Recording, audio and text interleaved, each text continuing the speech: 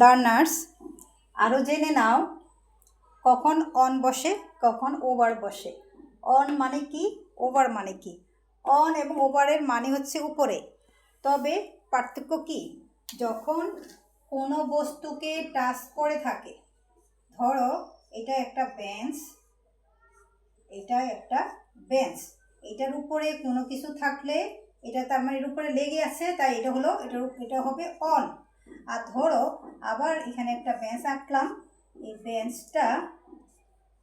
বেঞ্চটার এইখানে একটা কিছু ঝুলতেছে, ধরো এটা একটা ক্যালেন্ডার, হ্যাঁ, একটা ক্যালেন্ডার ঝুলতেছে, তাহলে এই যে বেঞ্চকে এটা টাচ করে না, অনেক উপরে আছে, তাই এটা হলো ওভার।